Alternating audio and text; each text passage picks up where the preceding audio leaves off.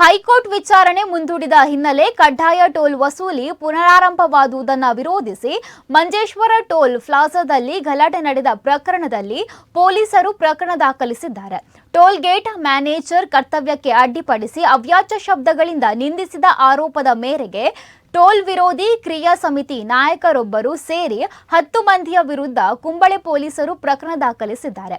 ಹರಿಯಾಣ ಮೂಲದ toll booth manager Amit Kumar ನೀಡಿದ ದೂರಿನಲ್ಲಿ ಇರುವಂತೆ ಗುಂಪಿನಲ್ಲಿ ಬಂದವರು ಟೋಲ್ ಗೇಟ್ನಲ್ಲಿ ವಾಹನ ಸಂಚಾರ ತಡೆದು ಅವ್ಯಾಚ್ಯ ಪದಗಳಿಂದ ನಿಂದಿಸಿ ತನ್ನ ಮೇಲೆ ಹಲ್ಲೆ ನಡೆಸಲು ಮುಂದಾಗಿದ್ದಾರೆಂದು ಆರೋಪಿಸಲಾಗಿದೆ.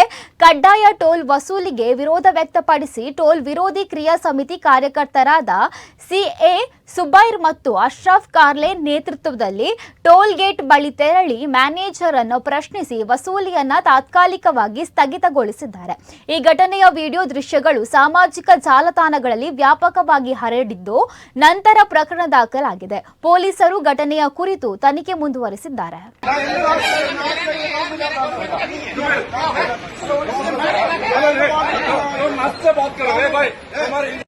एक्शन कमेटी का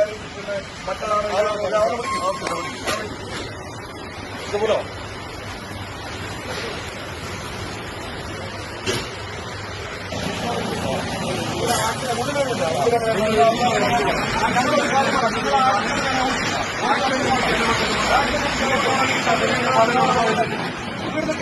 ഞാൻ പറഞ്ഞിട്ടുണ്ട് ടോൾ വാങ്ങാനില്ല കേസ് കോടതിയിലുണ്ട്.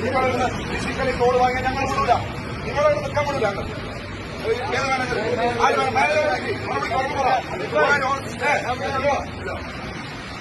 നിങ്ങൾ ഇവിടുന്ന് ഫിസിക്കലി ടോൾ വാങ്ങാൻ കഴിയില്ല.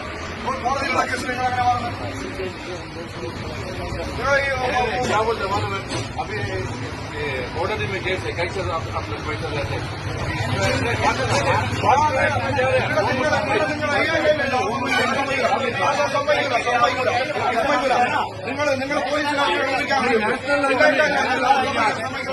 हमारे कैसे कोर्ट में नहीं तुम लोग क्या पेपर दिखाए? उधर पेपर ही नहीं दिखाए तुम लोग. नहीं हम लोग नहीं दिखा. नहीं